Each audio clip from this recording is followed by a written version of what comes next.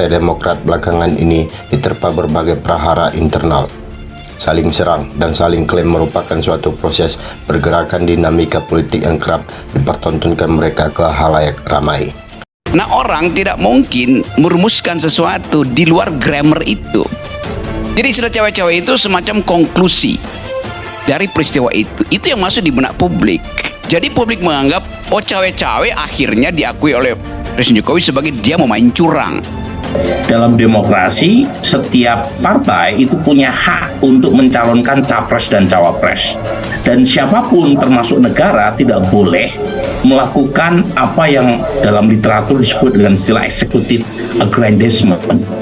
Apa itu? Di mana eksekutif melakukan aksi-aksi iliberal untuk memberantas oposisi dan mengamputasi mereka. Sudah 16 kali Partai Demokrat menang atas gugatan hukum KSP Muldoko dan kawan-kawan. Artinya skornya 16-0.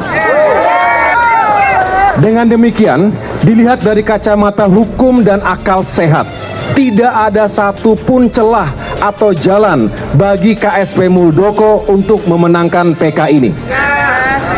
Namun, situasi hukum di negeri ini sedang mengalami pancaroba. Tidak menentu. Ada ketidakpastian hukum. Situasi hukum yang tidak menentu itu ada kemungkinan diakibatkan oleh tekanan dan kepentingan politik pihak tertentu. Terlebih lagi soal pencapresan pada tahun 2024 mendatang. Endingnya Partai Demokrat disebut-sebut terbelah menjadi dua kubu. Dan asumsi publik belakangan ini muncul dengan memprediksi partai berlambang bintang Mercy itu nantinya akan islah kembali setelah target pencapaian kepentingan terjadi kesepakatan. Perpecahan di antara dua kubu bukan menjadi barang baru. Historisnya muncul ke publik berawal dari Kongres Luar Biasa atau KLB di Deli Serdang, Sumut. Dan pada 5 Maret tahun 2021 yang lalu, Kepala Staf Presiden atau KSP Muldoko di dalam Kongres Luar Biasa itu ditetapkan sebagai Ketua Umum dan Marzuki Ali sebagai Ketua Dewan Pembina Partai Demokrat. Begini ya, dalam politik memang sulit untuk mengatakan ada kebetulan ya. Meskipun tentu buktinya sulit untuk dibuktikan, tetapi terlalu mahal ya ada kebetulan dalam politik. Karena politik itu selalu ada unsur rekayasanya, ada unsur skenarionya. Tapi lagi-lagi kalau kita pakai perspektif kebenaran empirik versus kebenaran logis, secara logis mungkin saja ada faktor yang kebetulan sama antara proses nominasi Anies Baswedan oleh Partai Demokrat Mas AHY dengan masuknya peninjauan kembali ya oleh Demokrat versi Muldoko. Tetapi secara empirik memang harus ada bukti keras untuk menunjukkan ada permainan dalam rangka membatalkan nominasi Anies, kemudian Partai Demokrat Bung Herzaki ini itu dicopet atau dibegal. Tapi lepas daripada itu, saya kira kita mengikuti normatif demokrasi saja. Dalam demokrasi, setiap partai itu punya hak untuk mencalonkan capres dan cawapres. Dan siapapun termasuk negara tidak boleh melakukan apa yang dalam literatur disebut dengan istilah executive aggrandizement. Apa itu? Di mana eksekutif melakukan aksi-aksi iliberal untuk memberantas oposisi dan mengamputasi mereka. Berangkat dari hasil Kongres Luar Biasa itu pula, Partai Demokrat kubu Agus Harimurti Yudhoyono atau AHY kemudian berkirim surat dengan Presiden Jokowi. Dalam surat yang dikirimkan secara resmi pada 1 Februari tahun 2021 yang lalu, narasinya AHY meminta konfirmasi dan klarifikasi dengan Presiden Jokowi. Putra dari mantan Presiden ke-6 Susilo Bambang Yudhoyono itu sebelumnya telah berasumsi bahwa Partai Demokrat di bawah kepemimpinannya sebagai Ketua Umum telah dikudeta. Adanya gerakan politik yang mengarah pada upaya pengambil alihan kepemimpinan Partai Demokrat secara paksa yang tentu mengancam kedaulatan dan eksistensi Partai Demokrat, kata AHY saat mengumumkan adanya persoalan kudeta partainya di kala itu.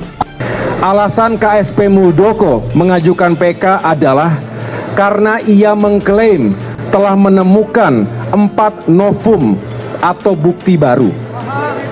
Kenyataannya, Bukti yang diklaim KSP Muldoko itu bukanlah bukti baru.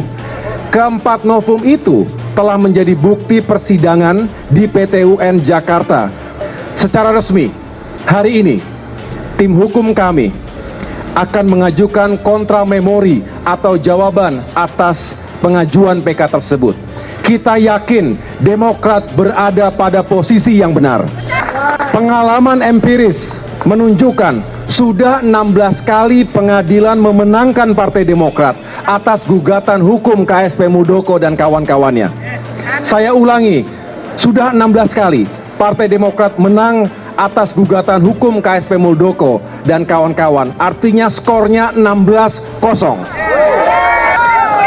Dengan demikian, dilihat dari kacamata hukum dan akal sehat, tidak ada satupun celah atau jalan bagi KSP Muldoko untuk memenangkan PK ini. Namun, situasi hukum di negeri ini sedang mengalami pancaroba. Tidak menentu. Ada ketidakpastian hukum. Situasi hukum yang tidak menentu itu ada kemungkinan diakibatkan oleh tekanan dan kepentingan politik pihak tertentu. Apalagi kini sudah memasuki tahun politik menjelang pemilu 2024. Hal ini juga yang sering diperbincangkan banyak kalangan, baik di dalam negeri maupun di luar negeri. Saya ke luar negeri, ke beberapa negara, banyak yang bertanya, kok bisa terjadi seperti itu di Indonesia? AHY kemudian menerangkan bahwa gerakan yang mengkudeta kepemimpinan itu berjumlah 5 orang dengan rincian 4 mantan kader dan salah seorang pejabat penting pemerintahan di lingkar kekuasaan Presiden Joko Widodo. Sudah 2 tahun berlalu, namun persoalan kudeta itu tak kunjung usai. Bahkan persoalan itu pun kini sudah bergulir hingga ke Mahkamah Agung berdasarkan adanya proses peninjauan kembali atau PK yang dimasukkan oleh kubu KSP Muldoko. Tapi kalau kita lihat algoritma dari kalimat itu, kan sebelumnya ada past event, sequences.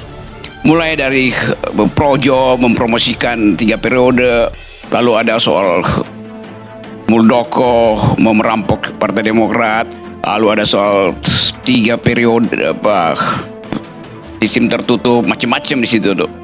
Nah, orang tidak mungkin merumuskan sesuatu di luar grammar itu. Jadi istilah cawe-cawe itu semacam konklusi dari peristiwa itu. Itu yang masuk di benak publik. Jadi publik menganggap, oh cawe-cawe akhirnya diakui oleh Presiden Jokowi sebagai dia mau main curang. Kan dari awal kecurangan itu kan diperlihatkan pelan-pelan tuh. 3 periode ngapain? Presiden juga bilang, enggak itu keinginan dari relawan Projo. Ya tentu karena relawan Projo menganggap Jokowi ingin 3 periode. Kan dalil itu bisa kita tangkap dengan baik itu. Publik belum lagi mendapatkan hasil keputusan peninjauan kembali atau PK dari Mahkamah Agung. Namun, mantan Wakil Menteri Hukum dan HAM Denny Indrayana muncul dengan mengaitkan persoalan itu ke Presiden Joko Widodo. Denny menganggap aneh ketika keputusan Menkumham Yasona Lawli digugat Kepala Staf Presiden Muldoko ke pengadilan, padahal keduanya sama-sama di pemerintahan. Dan aneh secara ketatanegaraan keputusan Menkumham digugat oleh KSP Muldoko. Itu aneh bin ajaib dan Presiden diam. Kan ini anak buah dia, katanya. Kartu kuning tak cukup untuk Muldoko tapi kartu merah, sambung Denny saat memberikan pendapat soal kasus dualisme kepengurusan Partai Demokrat. Semestinya Jokowi dapat menegur bawahannya agar tak membuatnya malu di depan publik atas gugatan yang dilayangkan ke pengadilan. Beliau kan bisa cawe-cawe positif. Hei, jangan bikin malu dong. Masa KSP saya gugat Menkumham saya? Anda bikin malu saya di depan publik, kata Denny.